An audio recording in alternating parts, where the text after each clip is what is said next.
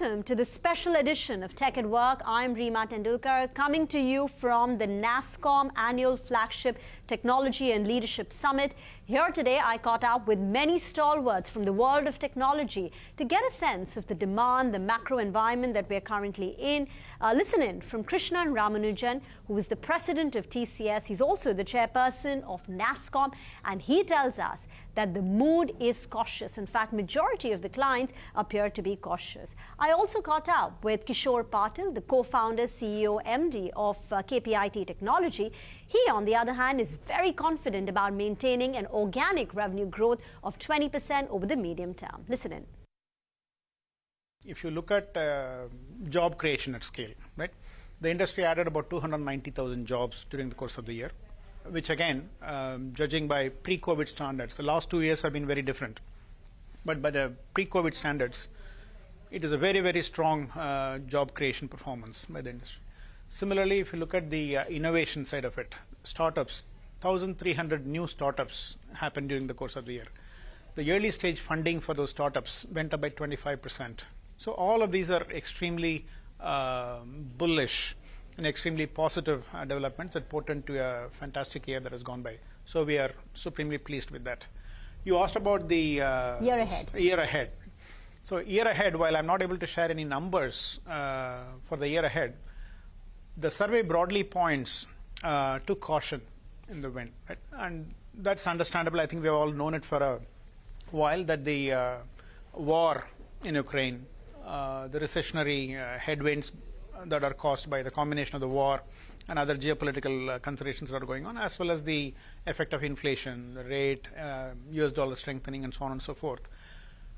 There is a lot of uncertainty in the world. Even if you look at the year 2022, the manner in which it began with a lot of optimism and exuberance, it went through several seesaw things, and by the end of the year, it looked very different, completely opposite to how it began. And in between, there were quite a few changes in sentiment as well. So most organizations globally are having a very hard time in terms of planning and the horizon at which they have to plan. And that uncertainty is the broad keyword. So when you say clients are cautioned, how will this show up? Does it show up in tech budgets not being reported as they typically do in the month of January, February, March?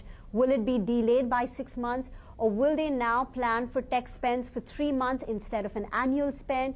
Does it result in deals being paused or being cut in size? How does this caution show up?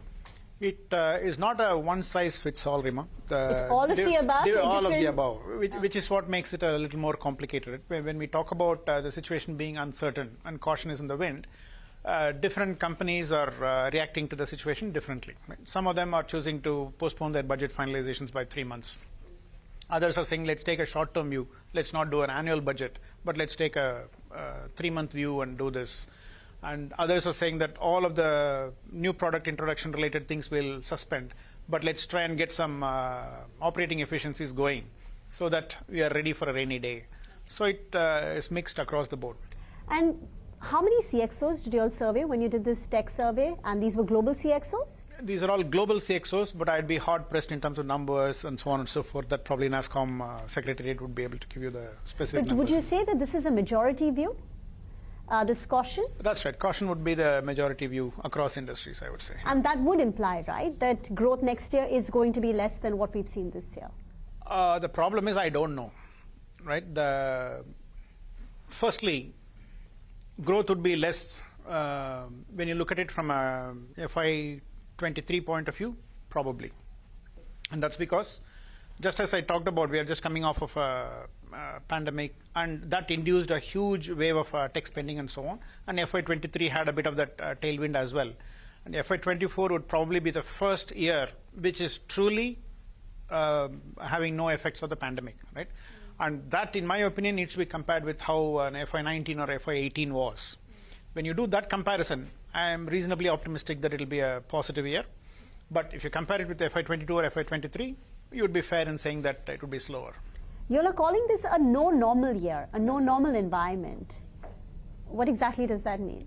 So that's what I just talked about, right? It's very hard for anybody to predict anything and be able to plan for it. And just as an example, right, if you take FY22, the year began on a very exuberant note, right? How technology is the medicine to everything, and it's going to be a super year. Globally, we are recovering from the pandemic. There's going to be a huge resurgence, growth, and so on. And then along came the war, and suddenly all hell broke loose, and it went into a bit of a slowdown, if you will, right? Similarly, when the year began, at least in India, but more broadly globally as well, attrition was a huge issue, right? And we were all worried about that. Well, now we're worried about layoffs. Right? Yeah, exactly. So the way in which it has panned out is that not only is no longer a year of mass resignation, it's threatening to lead into a year of mass layoffs as well. But can that happen in India, mass layoffs? All we've seen right now is hiring being paused or slowed down, headcount being stable, not increasing. I would say anything can happen. I'm not saying anything will happen. Anything can happen because see, we will as a broad industry point of view, right? Anytime there is a lot of exuberance, at least part of that exuberance will result in irrationality. Right? Depending on companies, how irrational have they been in terms of their planning of taking advantage of the benign scenario last year. The tech industry has been irrational in its hiring, you think, over the last 2 years? No. What I said was, anytime there is exuberance, at least part of it is likely to be irrational. We talked about that it is not about a quarter or two, it is we are talking about a medium-term range. I think the trends are, in the industry are more medium-term. We are looking at 3 to 4 years kind of at least the cycle of growth in this industry, if not beyond.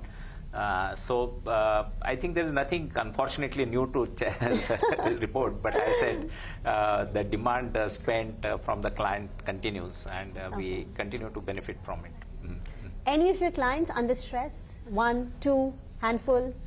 So from our perspective, what we have done in last few years is we are working with very select clients, and we put a lot of governance over with whom we work.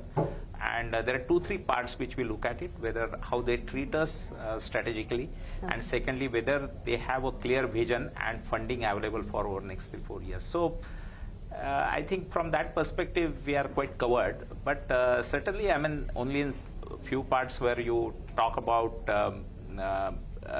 disruptors or startups or some of those companies, which is a very small part of it, but we have to be careful and watch them carefully, which we are doing that anyway. Okay, so any of your clients have seen budget cuts? We are not seeing in the areas in which we work any significant budget cuts.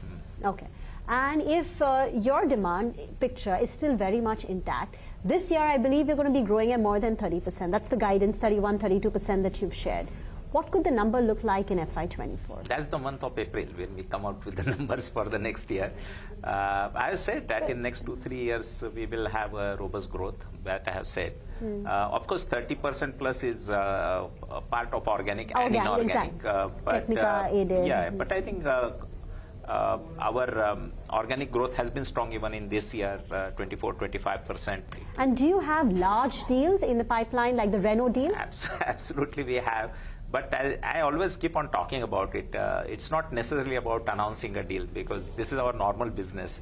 But sometimes the client is also interested or keen in announcing the deals. That's a very rare, actually.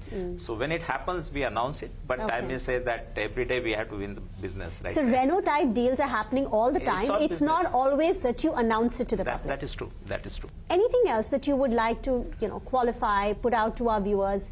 People who've invested in KPI. It's not about qualifying, but it is about what is our area of focus for us is improving the quality of hire. That's what we have to continue to do it.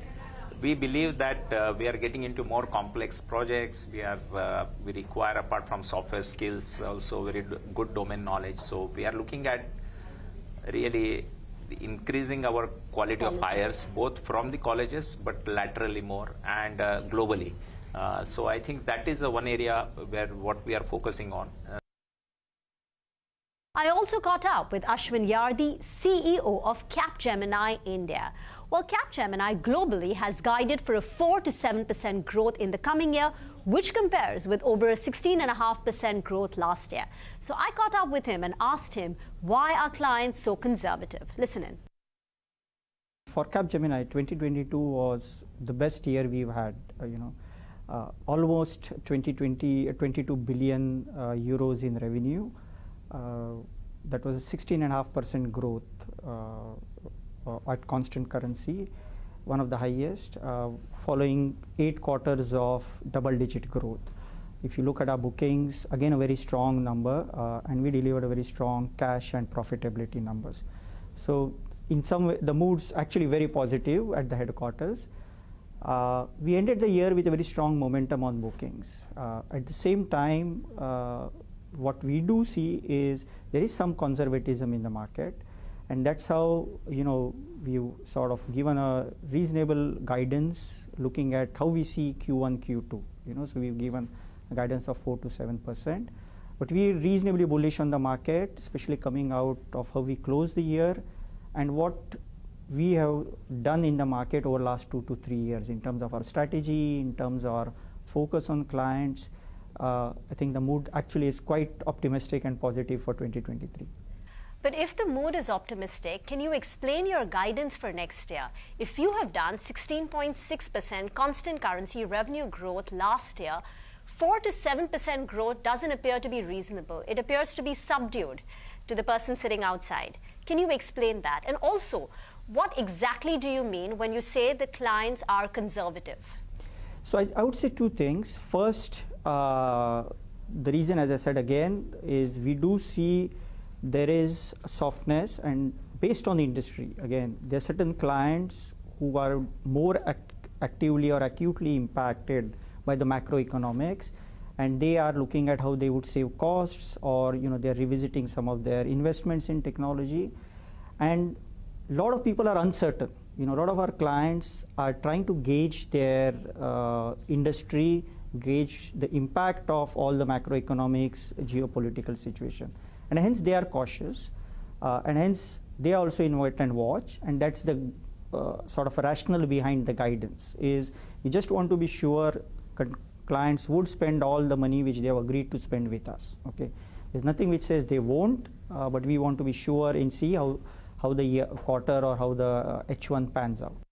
We are at the NASSCOM Technology and Leadership Summit. As per NASSCOM, 2022 has seen very strong growth from the domestic market, but Europe has been a bit subdued. That's the word coming in from Debjani Ghosh.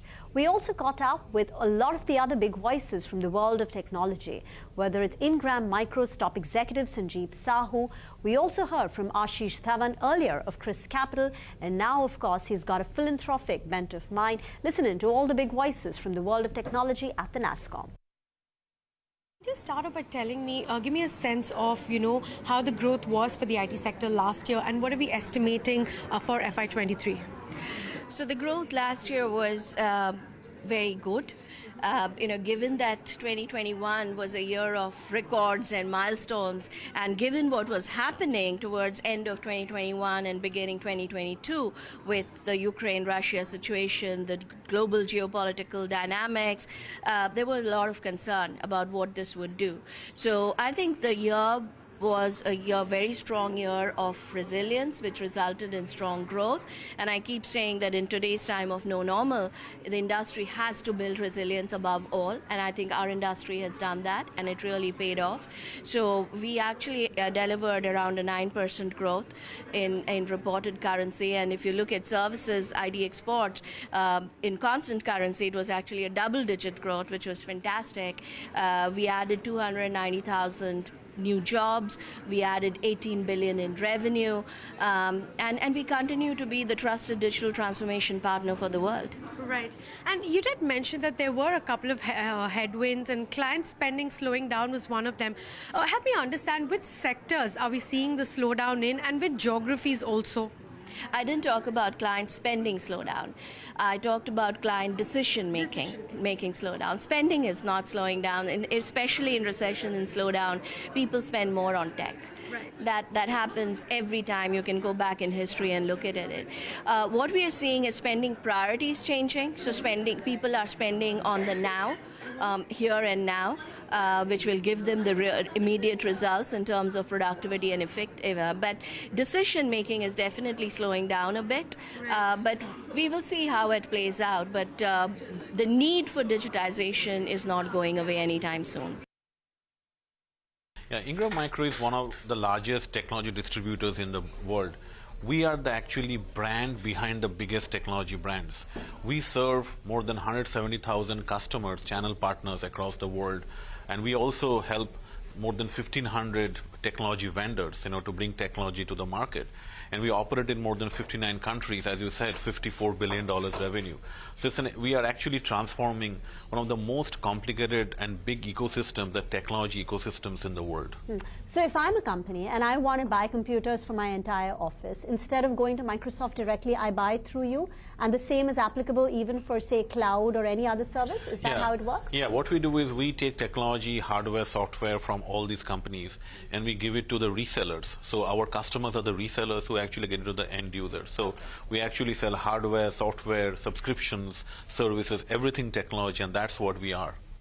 You've launched a platform very recently, globally, called Xvantage, which promises a Netflix-like experience for all your customers and clients. Can you tell us about that? Yeah, very excited about it, Rima, about Xvantage. If you look at this, our industry, we do not have that consumerization experience in our industry. On a Sunday, we watch a game, we order food through an app, and on a Monday, we come to distribution. It's a very disjointed experience. We do not have that similar experience. So Xvantage is our new digital twin, a digital ecosystem that has an AI-powered self-learning way to actually customize the experience for our channel partners. India is not a cheap market. It's quite fully priced. And so even though I'm bullish on the long term, I think one has to be careful in terms of selecting the right securities, focus on the right sectors. You can't blindly just buy the market, is my own view. You can't spray and pray. You can't spray and pray. There's no doubt What about that. the global view?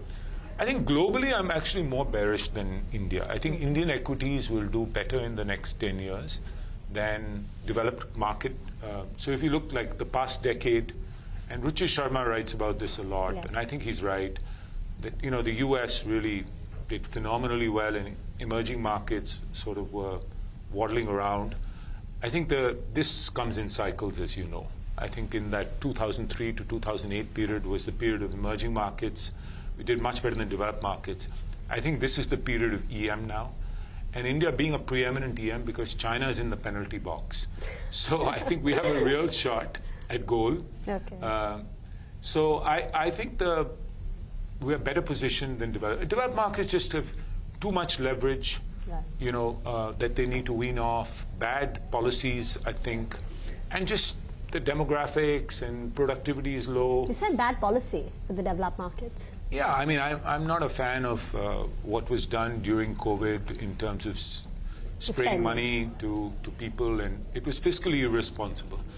And I think that just generally, you look at population growth or workforce growth is very low, and productivity growth is very low. So I think the developed world will grow at 1 to 2% in the next decade.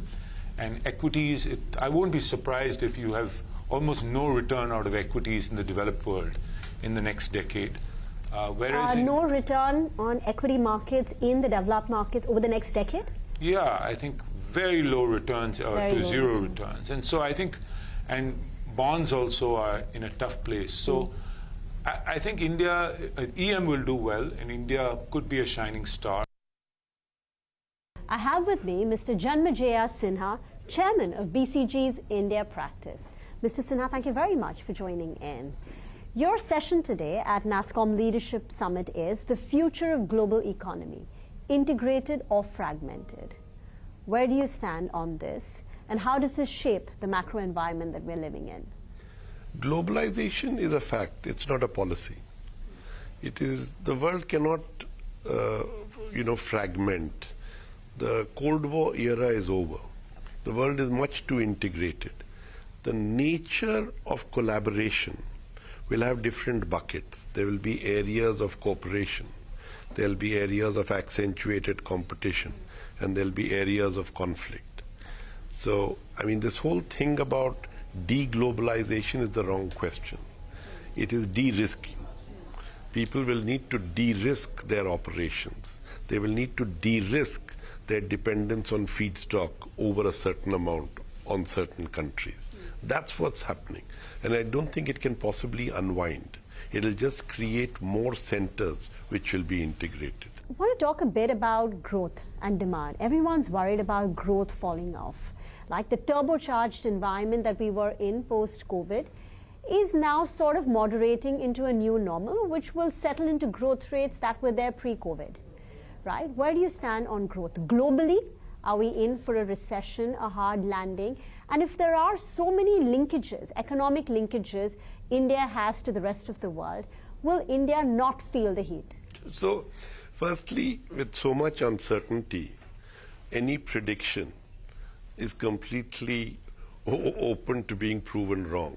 Because there is so much uncertainty, I can speculate with everyone else. But you have 25 years of experience, so we would like your speculation. Exactly. You look at it, the whole world was saying Europe will go into recession.